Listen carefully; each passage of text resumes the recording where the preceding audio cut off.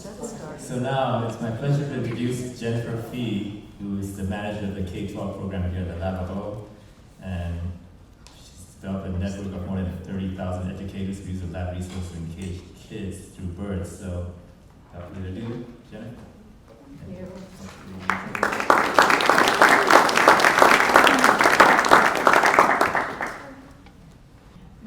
Yay! Hi everybody, it is a pleasure to be here and I'm thrilled to be with you in person and back to your regular in-person meetings. Probably my favorite part of my job is the in-person professional development and presenting. So it's been a very long 2.5 years for me, and I'm thrilled that we've gotten back to reaching teachers and other educators in person, which is what we love to do. And as I was listening to the roll call of birds, I recalled that my very first night that I arrived in Ithaca for my job interview about 18.5 years ago, I was supposed to meet what would become my boss for my interview, Rick Bonney, and he was at Monday Night Seminar, and they had the Cayuga Bird Club meeting before, and I remember coming in and the room was packed, and hearing that bird list. You guys must have been doing this forever, and thinking, oh my gosh, what have I gotten myself into? Because I'm not an ornithologist, and it's one of those funny things, working for the Cornell Lab of Ornithology, when I'm away in my travels or whatever, they went, wow, you must be an ornithologist, you must really know birds. I'm like, well, I'm not an ornithologist, and I don't know birds very well, but then I think, to that person, I probably know birds very well, but it's just all relative when you work at the lab. I am the manager of K-12 programs. As I indicated, I've been here for about 18.5 years. I did not think I'd be here that long, but I absolutely love my job, and I love the work that I get to do in engaging kids through nature. Right now we have 3 people on my team. I'm joined by Susan and Kelly, and we've just posted for a new project assistant role, so we'll be up to a team of 4, and I'll describe some of the work that my team does. Before I get started, I wondered if I could encourage you all to think maybe to when you were that little kid's age, or that young man's age, or maybe your first experience is sort of in nature, or maybe it was more recently, but what or who or what factors sort of influenced your love for birds and nature? So if you could think back on that for just a second. And then I invite you to turn to a neighbor and just in a sentence or two, tell them sort of what turned you on to birds and nature.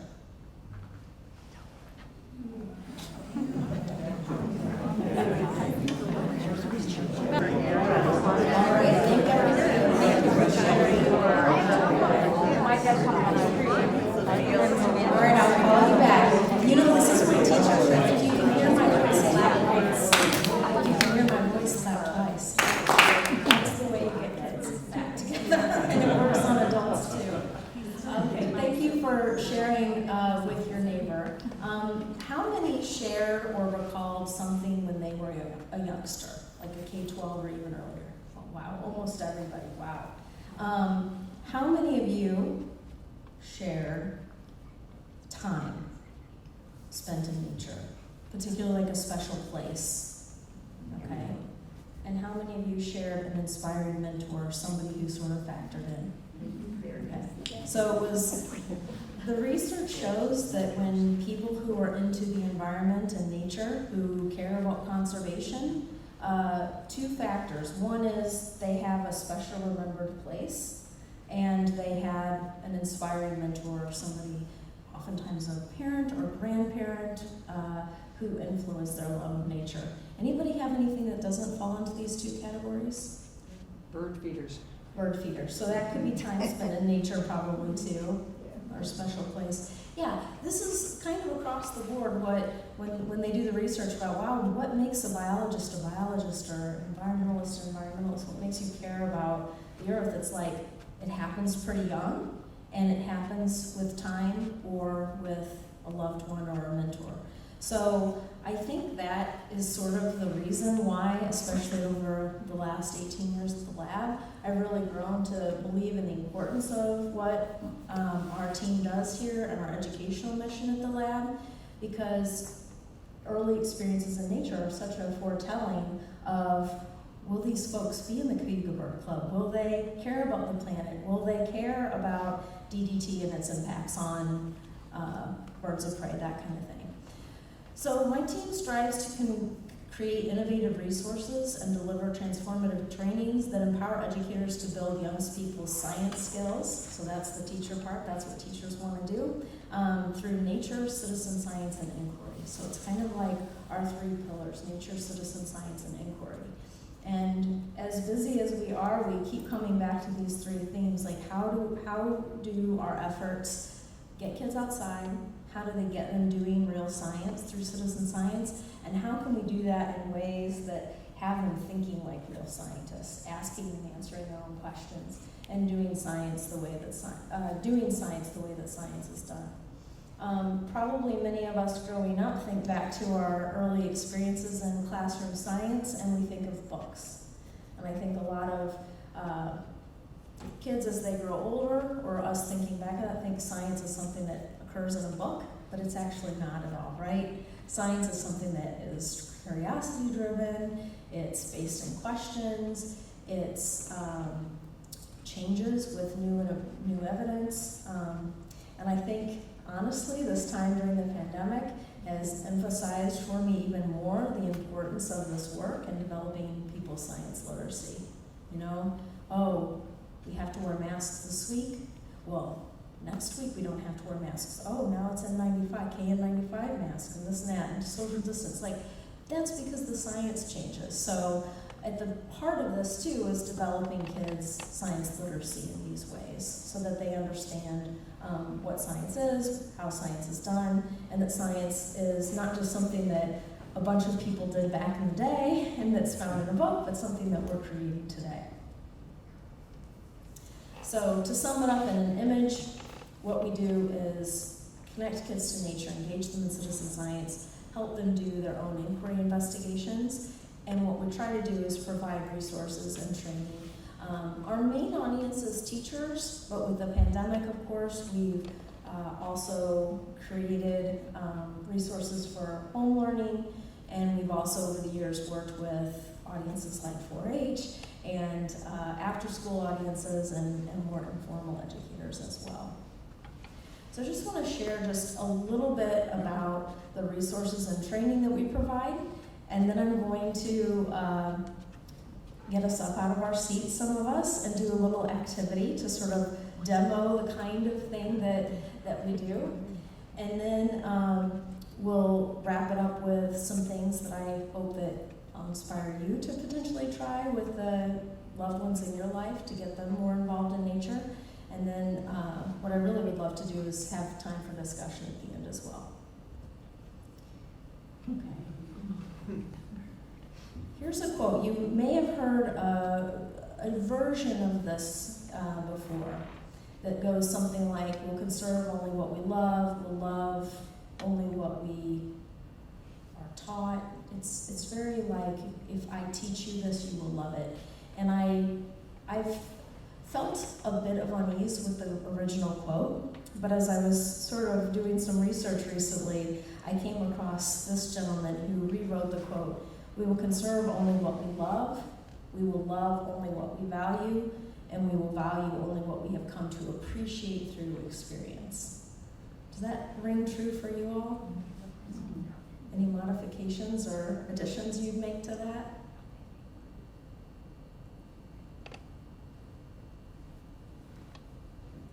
I know some of you, like Jody, has done a lot of work on this, like science identity and trying to think of, like, how do you instill a value in someone?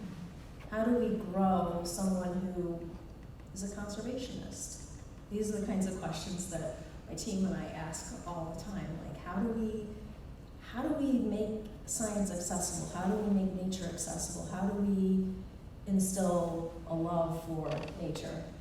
Because, of course, the data shows that kids now are not spending as much time outdoors.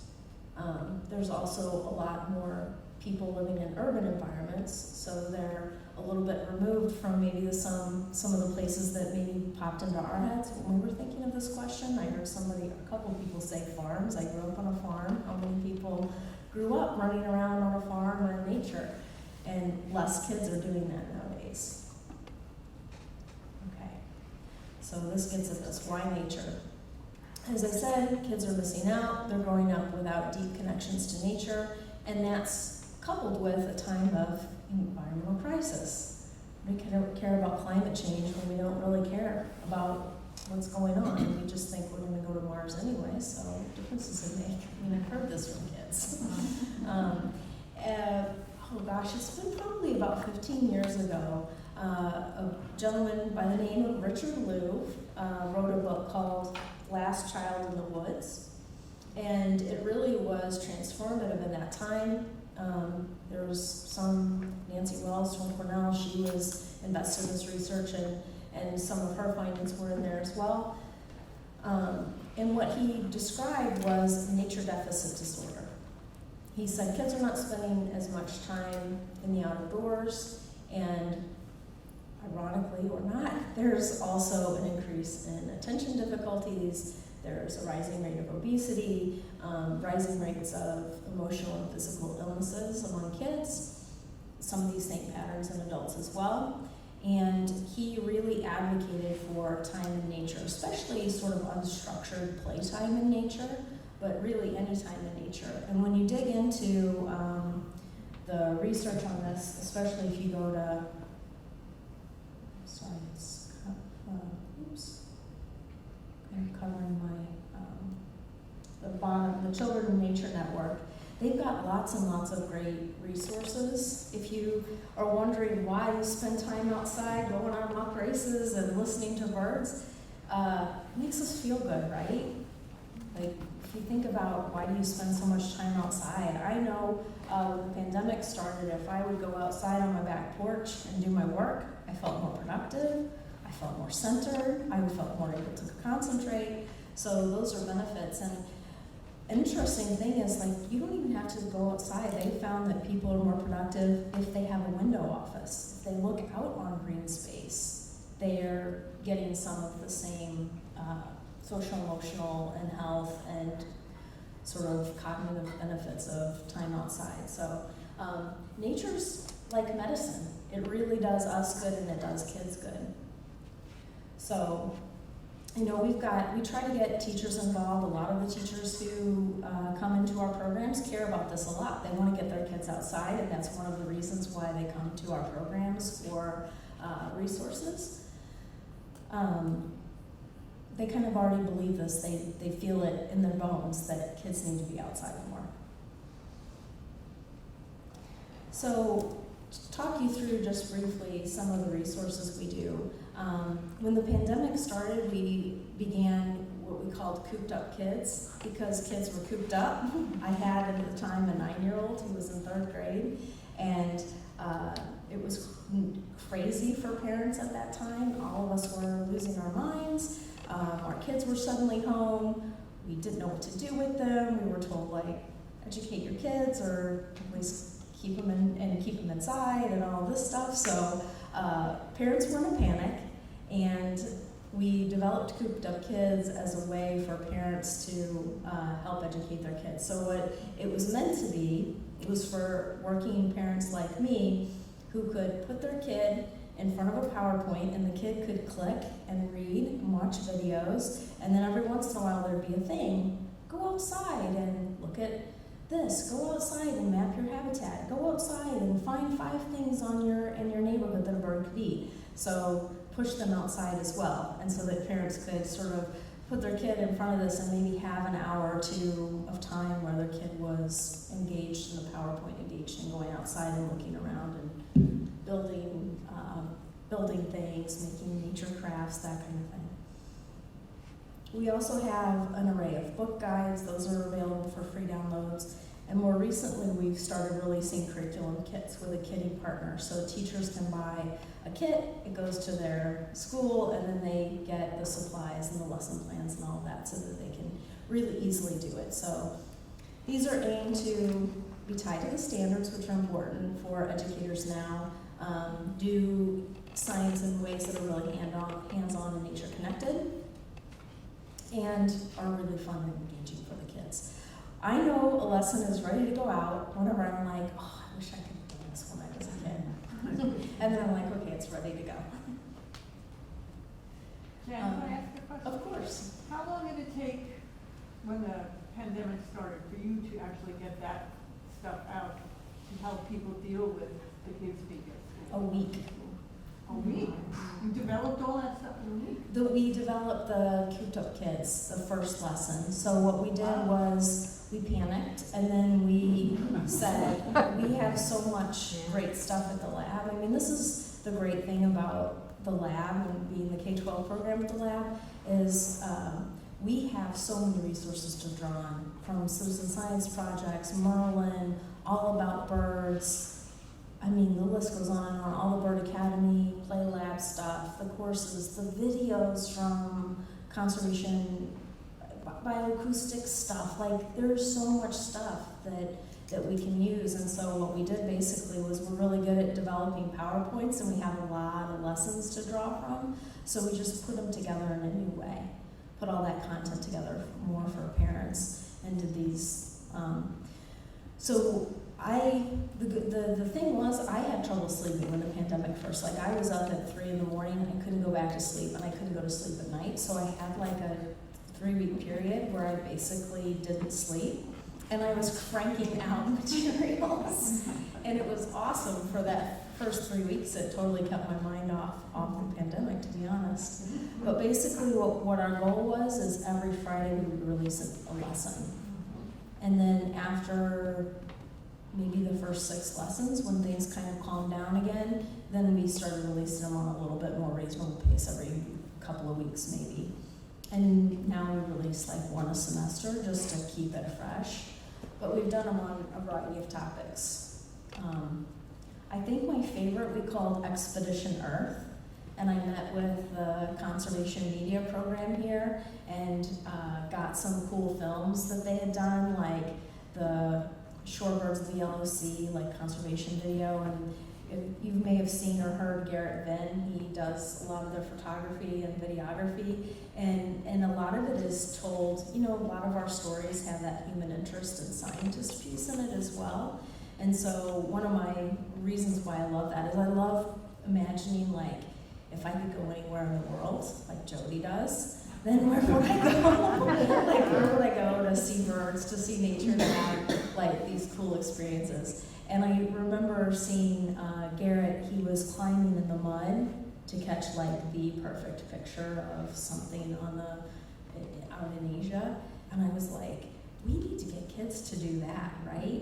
Like, to creep up with their cell phone and try to crawl in their belly and, like, sneak up on something in their own backyard and, like, put them into that position of scientists. So that's how it is. And then I'm also benefited because, like I said, I had a 9-year-old at the time, and for $1, she would do whatever I wanted her to do. It was like, honey, mommy needs some pictures of you building paper airplanes and trying to get them to go really far. And she's like, oh, I'll give you $1. Okay. Mommy needs a triptych. What I'm trying to show kids is how life cycles work. So I need a picture of an egg and fold it over, and a chick and an adult. Can you draw that for mommy? Like, fold it over? She'd be like, oh, I'll give you $1. Now later I have it. She's savvy, right? She made a lot of money off of that. I thought, should I charge this back to the lab? Because this is starting to get expensive. I should have gotten a grant from Cayuga Bird Club for this, because I was raking out the dollars for that kid. But anyway, she's featured throughout our resources in these pictures and stuff, and some of the things I would test with her. It's very technical what we do in my program.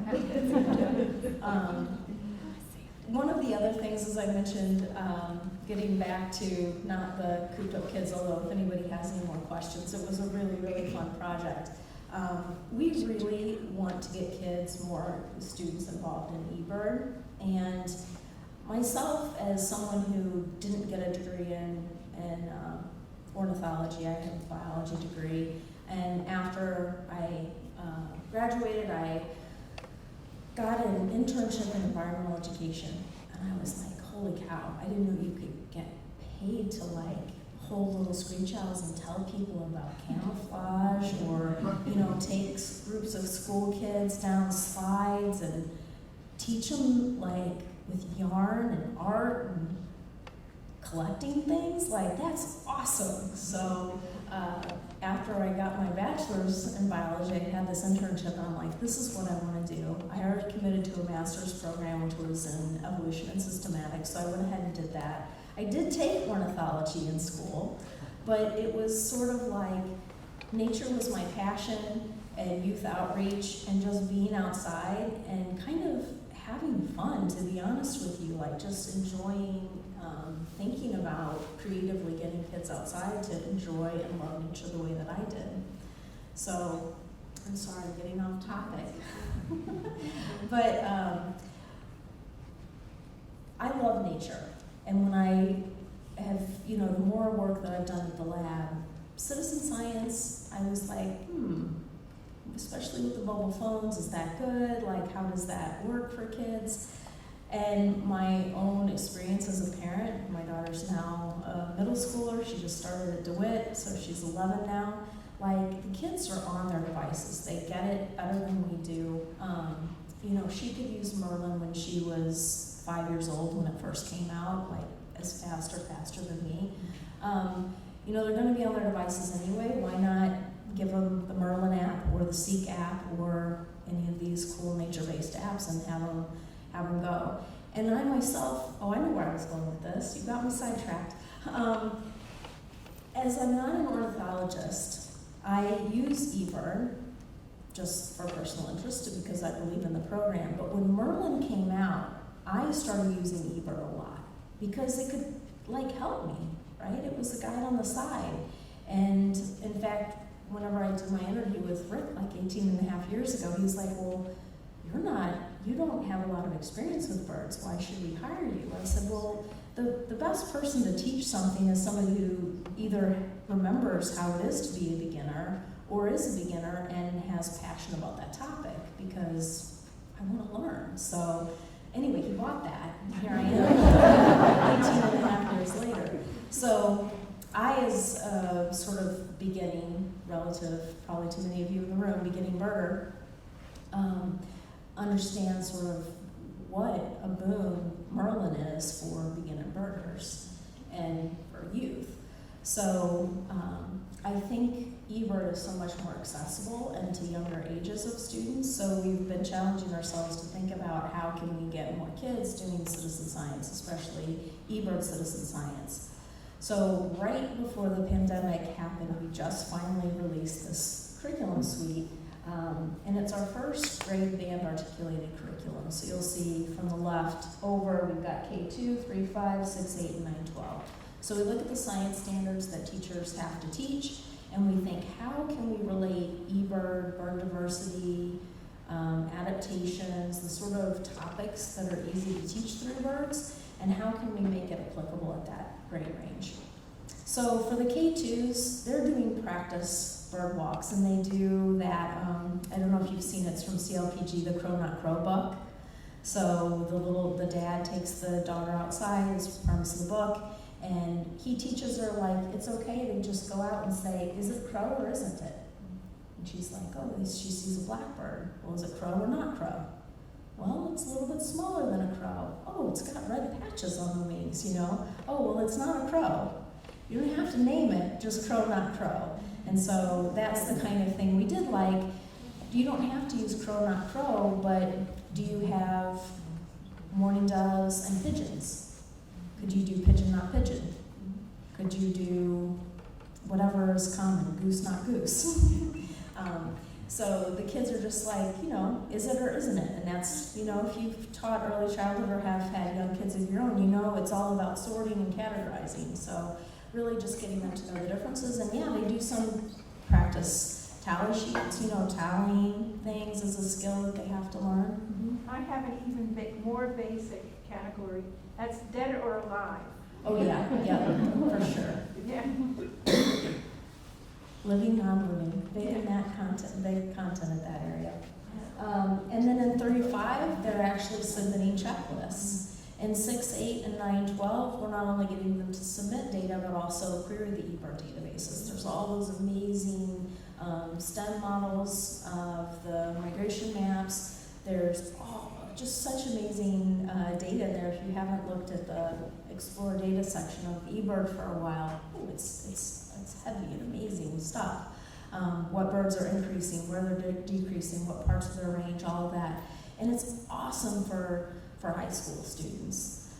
So again, just thinking of how can we use eBird and the cool things that we have like Merlin and videos and so forth to get kids into it and really hopefully to help see themselves as scientists so they don't think, well, ornithology is a textbook and a thing that we do at college versus we can all contribute to scientists. And I can tell you, sometimes I'll get letters from teachers like, oh my gosh, my kids think it's so cool because 3 billion birds report came out, or we saw this thing about ocean noise, or we saw this thing about, insert some news from the lab, and their students will say, well, you mean like our data goes to Cornell? Like our data, like adults care about it? It's super motivating. And they'll go out and they'll count more times because their data really matters. And after a certain age, usually happens around middle school, and with girls faster than boys, they just lose interest. It doesn't feel relevant, and it's not cool anymore to like science. So that's a key point too that we're trying to like support girls and underserved audiences and English language learners and just make science more accessible. And one of the ways of doing that is to make it relevant and make the motivation come from, yeah, you're really making a difference. This is a way that you can help. Kids love to help. So here's a picture of some K2 students reading on Duck Pond. We look at that as habitat and how birds and other animals use habitat. And then we've got some high school girls at the bottom doing the actual eBird count and using Merlin and eBird to do this stuff. So that has been a really fun project. I wish teachers all across the country would, every teacher should use this stuff. It's awesome. Oh, now I'm going to show you an activity. We're going to do something, okay, for the curriculum. It's not an eBird thing, and unfortunately it's not going to get us outside. You're going to have to trust that we do try to get kids outside as often as possible. But what I need now is 5 volunteers. Nothing bad will happen to you. I got you. Come on up, Beth. Would our young member of the audience want to come up? Would you like to come up? Your mom's welcome too. Oh, Jody's coming. I need one more. Awesome. Thank you. Now what I'm going to do is pass out some cards. And I'll just start them. Why don't we pass them back and forth, just one per person. If you don't get one, it's okay. You can still enjoy it and cheer your friends on.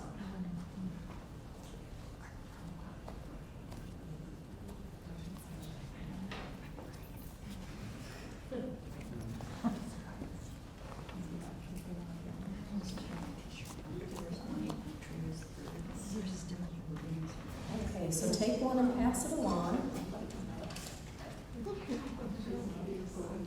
And at the top of your card, it's going to have a phase of the life cycle. This is called Bird Survivor. And basically your fate is in your friend's hands. So I hope you've been good. Because it's going to get ugly, or it could get ugly, depending. Okay. So what we're going to do is I'm going to give you the phase of the life cycle. And because we have 5 birds up here, there should be 5 of you that have the first phase of the bird life cycle, which is find and defend a territory. Basically, if you have a find and defend a territory card, go ahead and stand up. Hopefully, if I printed and cut the cards correctly, there should be 5 of us standing up that say find and defend a territory. I'm missing one.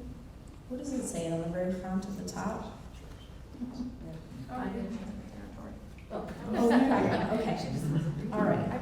So, could you, sir, read to our friend Jody, who represents a bird that's going to try to get through his life cycle? Successfully defended a large territory within a protected wildlife refuge. Now what is he supposed to do? Take 2 steps forward. 2 steps forward. Yeah. Jody was kind, because what a lot of boys will do is their steps look like giant steps.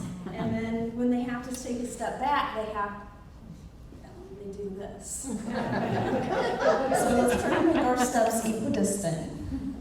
All right, for bird number 2, why don't you read to our bird Beth? The forest you nested in last year has become very fragmented and nest predators are everywhere. Take 2 steps back. Oh, no. How about you for our third bird? You land at a school where students have created a schoolyard habitat, complete with a bird feeder and several nest boxes. Take 1 step forward. Nice. Okay, for bird 4. Sorry about this. You begin migrating early so you can find the best territory. Though the weather seemed good when you left, an early spring snowstorm hits and you freeze. Sorry, the game is over. Oh, no. So you can either go back to your seat or you can pull the floor. On switch. There you go.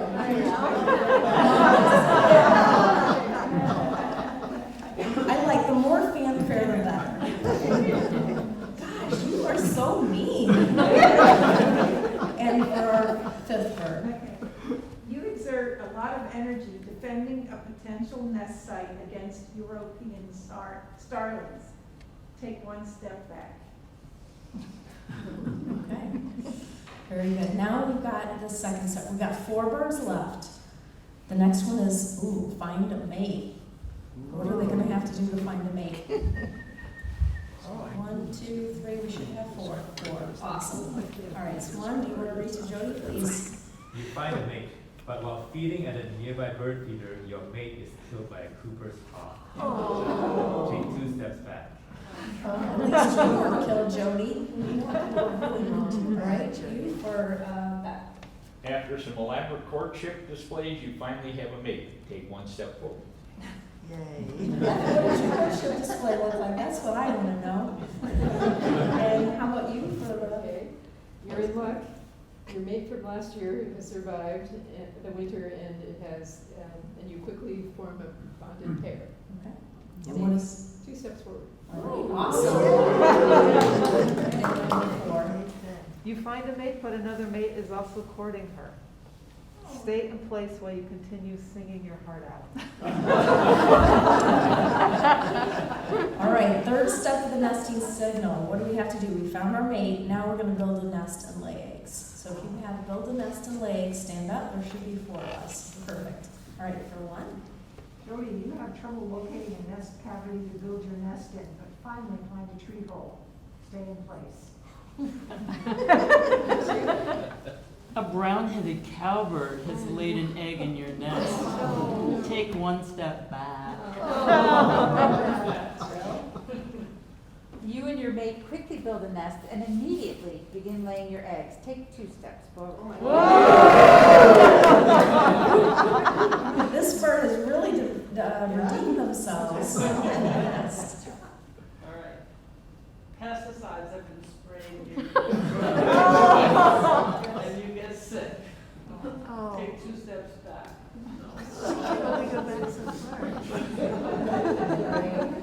Well, we've got 4 left. Let's see. Now they need to incubate their eggs. This is the hard part. Let's see how this goes. 4. All right, go ahead for bird 1. Okay. The weather forecast during your 2-week incubation is mild and food is plentiful. Take 1 step forward. Nice. For number 2, Beth. Your mate guards you and feeds you throughout the incubation period. Take 2 steps forward. Finally off the table. And for number 3. Your mate dies during incubation, forcing you to leave your eggs unattended while you find your own food. Take 1 step back. right, bird 4. A snake eats 3 of Take 2 steps back.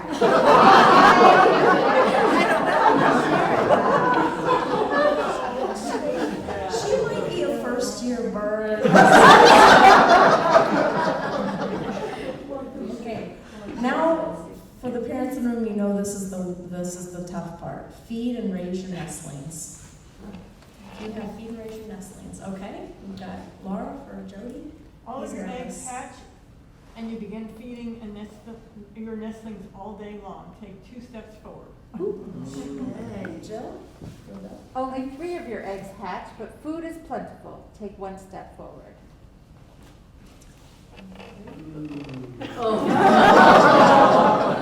Starts out with none. Oh, Let's see where it's going. Of your eggs hatch, and you'll have to try it again next year. Sorry. I don't have any. Yeah, but it says here the game is over for you. At least he lived this time. Next year. All right, and the 4th bird. Oh, no. Your eggs hatch, but the weather is unusually dry, and it is hard to find enough food. Take 1 step back.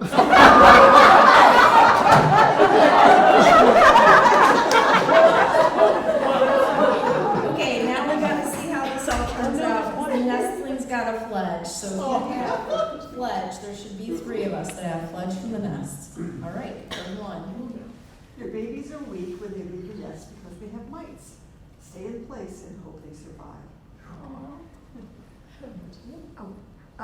Food is plentiful, and you are able to keep your young safe in the nest until fledging day. Congratulations, all your babies fledge from the nest. Take 2 steps forward. So sorry, Steph.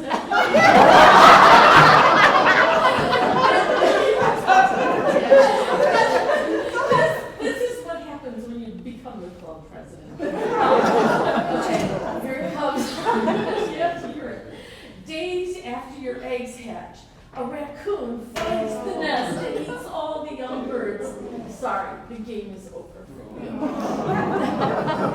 Sorry. She just have to go back. I take it this means I will not be invited back to speak. All right, a round of applause.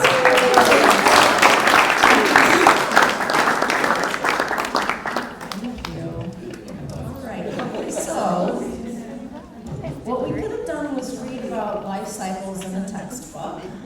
But did we learn anything? What were some of the natural things that were unfortunate that happened to the birds? Predators, snakes, what else? Weather, cowbirds, mites. Yep, competition for nest cavities.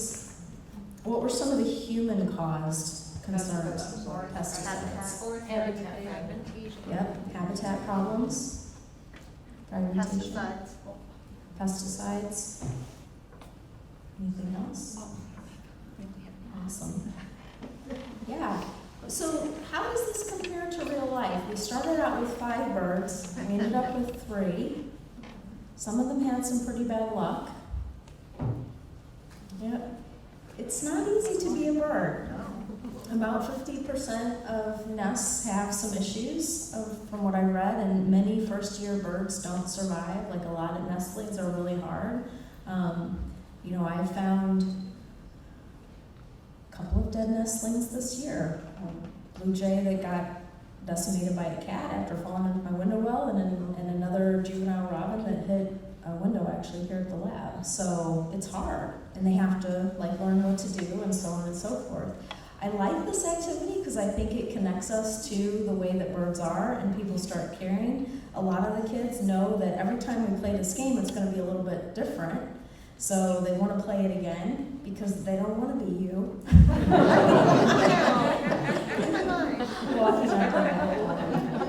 But the fun thing is, when I ask the kids, or when the teachers ask the kids a couple of weeks later, do you remember the stages of the life cycle, like what do birds do and what are some of the challenges they face, the kids can still recall it. And we couple this in some of the curriculum and activities with a game called Migration Obstacle Course. So not only do you do Bird Survivor as a way to try to learn the nesting cycle, but the Migration Obstacle Course, you're like, there's somebody throwing ping pong balls at you for slingshots, there's a storm, there's a cat, and it's kind of like a tagging game where you're trying to get through an obstacle course, but instead of an obstacle course, it's the migration obstacle course. And with that as well, boy, when we get done, what are some of the challenges birds face? What were some of the human things? What were some of the natural things that happened? Oftentimes the kids will say, can we make up our own cards? Can we make up our own things? Or teachers might challenge them with the migration obstacle course. Well, what could we do to help more birds survive, to make this easier? Well, we could stop throwing ping pong balls. Well, what would it take in real life? Well, we'd have to educate the people, right? That slingshotting birds or shooting birds with slingshots in the Costa Rica or wherever else this happens is not good for birds. Or, maybe we could take out some of these windows or put some markers on them. Or how about if we kept our cats indoors? And it's been fun too, because sometimes the cat, of course, always catches birds. And then I say, oh, guess what? The cat had kittens. And then we bring in more cats. And it just gives the kids this sort of a deeper understanding of the challenges the birds face, much more, I think, than what they can get through, again, like reading a textbook or being lectured at. It's more hands-on and more mobile. Everybody enjoy the game? Good. So the kinds of things that my team strives to do, nature connection, I think is approachable for a lot of teachers. But they do still struggle, like with the details of how do we do this, especially if the kids aren't coming to school with proper clothing, or some kids don't want to get dirty, or the shoes, or the weather, or the what. So we advise them on that, try to get them comfortable going outside year-round. Citizen science and inquiry, sort of helping kids ask and answer their own questions. Those are some of the hardest things that teachers can do, real authentic science. And so we really try to provide a lot of educator training. We do multi-day in-person retreats. We just had one at the lab last month. It was awesome. We had about 35 teachers. Typically, non-COVID year, we might have up to 50 or so teachers. We practice some of the same activities that you've done. We go on a lot of eBird counts. We take them behind the scenes. We have them learn their local birds and use Merlin to figure out what their local birds are when they want to teach the unit. A lot of hands-on practice. We do virtual workshops with teachers, ranging from multi-week sort of professional development to monthly webinars that are topic-based that teach them a quick activity or a theme. We have an online course specifically for teachers and another course that I'll tell you about in a moment. And then we also go to teacher and environmental educator conferences to try to get out the word about what we do. Let me tell you a little bit about our summer educator retreat. Most years the teachers will come here for about 4 days. And like I said, we're really practicing the activities and giving them the hands-on. And teachers love the opportunity to get together with one another, build community. At the end of the retreat, I will ask them, just say one word to kind of summarize your experience. And a lot will say community, rejuvenation, like it's a lot of like feels good in their heart the time that they've spent here together with us and with each other learning about these resources. So what do we do? Like, what's our reach?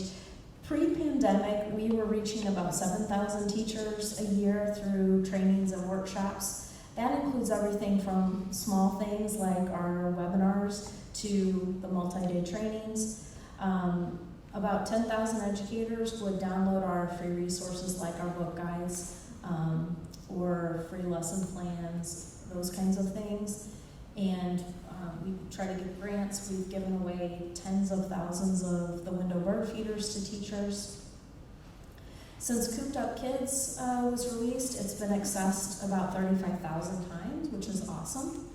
The cool thing about teachers is when we ask them, like, how many kids do you reach, a lot of them are reaching 100 students, some of them 20 students, some maybe are in a homeschool co-op and reaching fewer. But when we do the math, like some years we reach about 1 million students. So I put in my staff meeting, I had a K-12 staff meeting today, and I said, Jen's idea, 1 million students reached, because I was inspired by presenting this talk, like we should reach 1 million students a year. That's what our goal should be. And my team said, we're not talking about that today. So I can't announce to you formally that we're going to reach 1 million students a year, but that's what I have in my head, like that would be a cool goal, to try to engage 1 million students a year in something that gets them outside, even if it's a simple hands-on activity or, you know, something with birds and nature. Let me share an example of how this actually looked in a classroom. I believe this is a school in Ohio.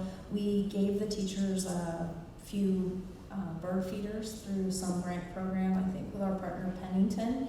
And the kids put up the bird feeder and they filled them with really good seed, and then no birds came. And the kids were like, what? The feeders didn't work. This is terrible. It didn't work. They were frustrated and they asked the teacher, like, what's going on? This is boring.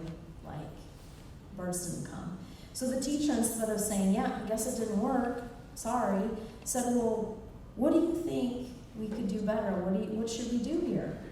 And so the kids, she was telling me the story, she said, finally one of the kids was like, this area is sad.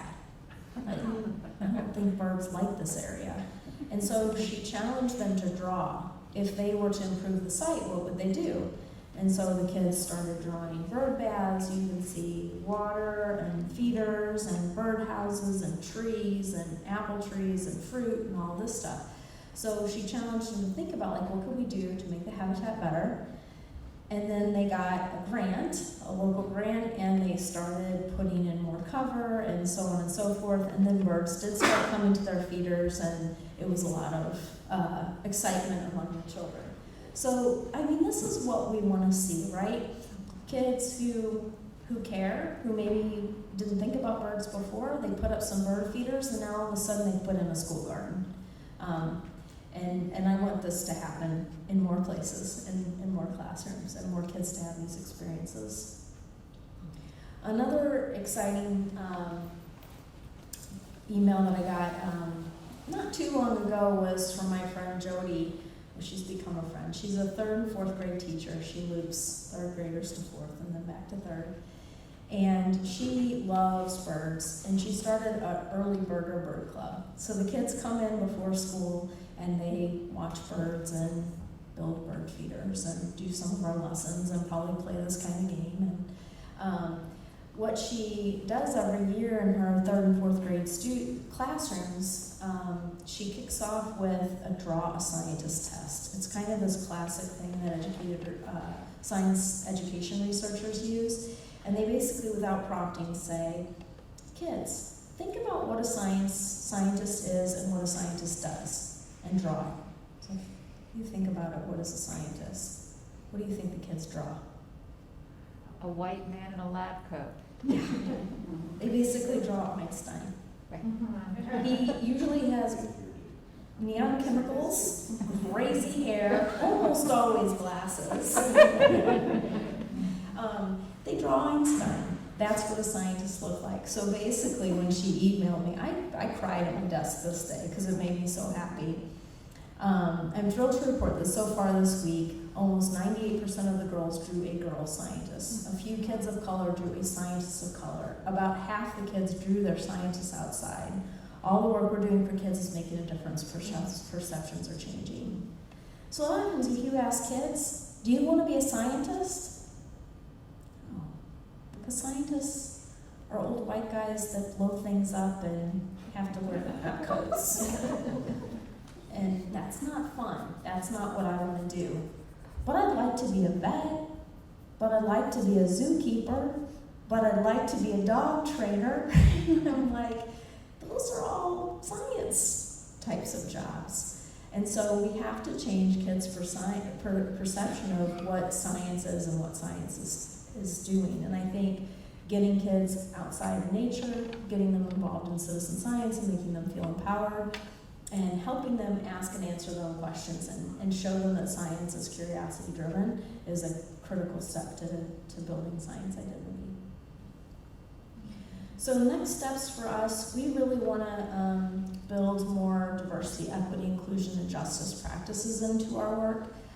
So all of us as staff are taking DEIJ trainings, we're hosting related webinars, and sometimes we feel like we don't know what we're doing and how are we qualified to do this, but we're really dedicated to learning alongside people and trying to push ourselves in these hard ways. We want to incorporate culturally responsive teaching strategies into our resources and training. So that's, a shorthand of saying, figure out what is important to your kids and what's their culture and what do they value, and then teaching them in those ways.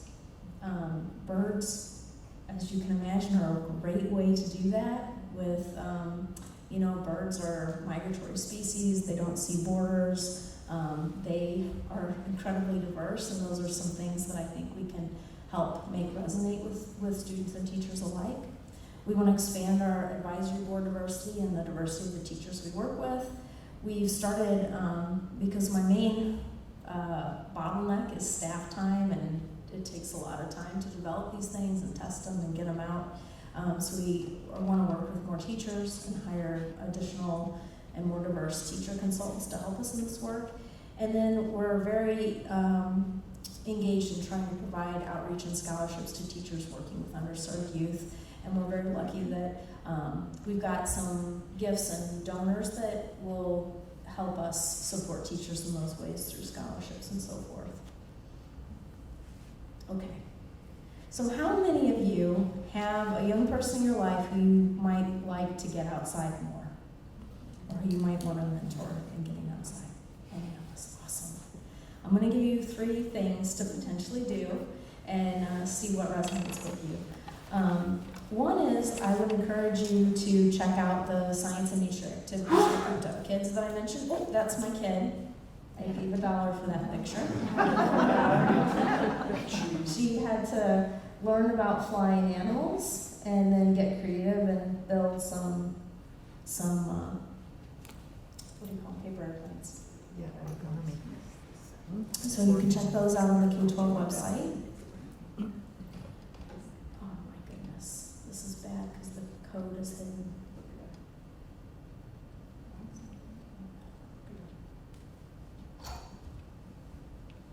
If you hit F11, will it go away? F11.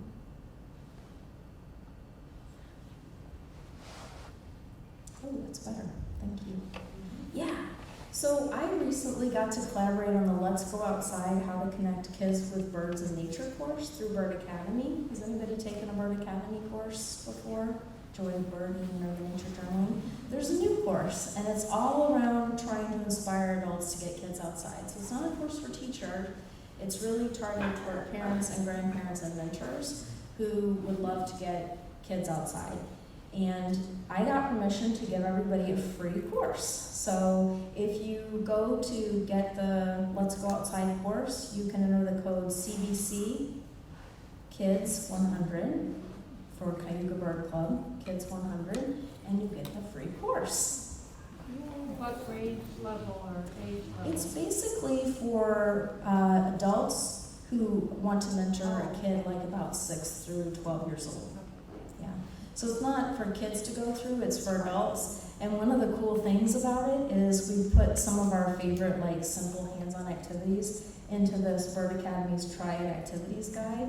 So you get all this, even if you don't want to take the course and you just want to get the free PDF download, it's got really fun things in it that I gave my daughter $1 to try with me.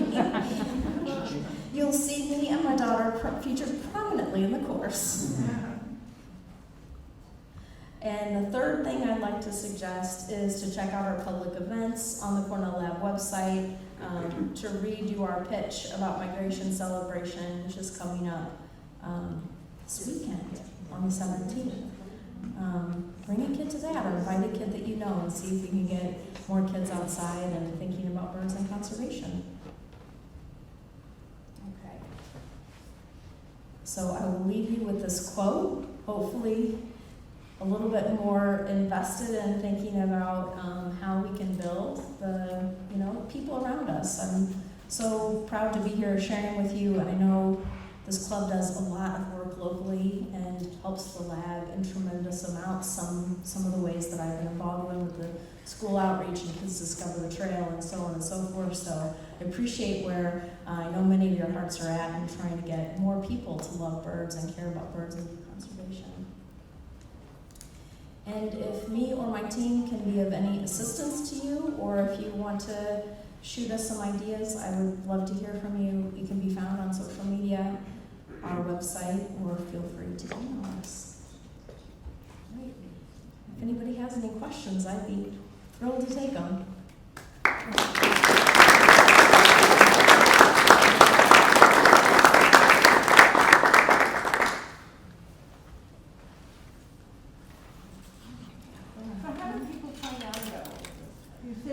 To teachers' conferences and so forth, but it just seems so amazing, and it's just, you want to go and tell everybody. Thank you. How do you do it? Yeah, we do give out a lot of materials at conferences, and despite some major textbook companies who probably spend literally like hundreds of thousands of dollars to present at the conferences, we're just like a little booth. And a couple of years we've been the highest number of scanned teachers at the booth because we give away the feeders. So teachers are coming up, oh my gosh, you're giving away bird feeders, that's incredible. I've got a window that you could put the feeder on. So we might get anywhere from 1,000 to 1,200 contacts at a major conference. We're also lucky because we're affiliated with the lab, and so sometimes we'll put out a call in the Cornell Lab's e-news or on the Facebook page. And what I see happening when we put out a Facebook call is a lot of people will tag their teacher friends. So that's how we get some new One more audience. question. Does it cost teachers to do this? Most of our things, no. Lots and lots of and all that? lots of free downloads. The curricula does cost because we have an external kitting company. But like the retreat that we recently held here, we had 35 people, more than half on scholarships, and many of those we even gave travel support to. So they not only get to come to attend the training for free and get the free kit, but maybe we give them some toward their flight and or hotel. Is there any way that you have evaluated the effectiveness of the program over the last 18 years? We see kids that were in the program early on have gone into environmental directions or so? That's such a great question. He's basically asking about longitudinal studies, if we can show that kids who go through this at 8 are scientists at 28, because now we've had this long. And unfortunately, the answer is no, not the longitudinal work. We've done pre-posts for students that show like short-term gains and interest in science and nature and learning and self-efficacy for doing science, like they feel more capable of doing science. They feel like, for example, the data they collect can be useful to scientists. That scientists is curiosity-based, those kinds of things, but not long-term. That said, like so much anecdotal evidence. I was working with a middle school teacher locally, and he said, you know what, whenever I run into my students years later out of the classroom, they always say to me, Mr. Potter, are you still doing the birds? And I was like, oh, that's nice. I didn't really believe what he said was true. I'll be darned. Took him out for dinner. We sat down. The waitress came up. She was probably 20. He was her middle school teacher. Mr. Potter, are you still doing the bird stuff? And I was like, oh my gosh, it's really true what the teachers are telling me. So that's not saying that she's become a scientist, obviously, but so many teachers have said, like, this is the part that the students remember. And I see in so many classrooms the kids who might be shy or not see themselves as scientists necessarily, they can become a leader in this, because it's something that everybody's starting with maybe a baseline understanding. Like, a lot of people know a duck from a goose from a hawk. So you have kind of an intuitive sense for birds, but most kids can't identify Cooper's hawk from a red-tailed hawk. But some of these kids, boy, they catch on, and then they become the experts, and they become leaders in their class. So that's been fun to see, too.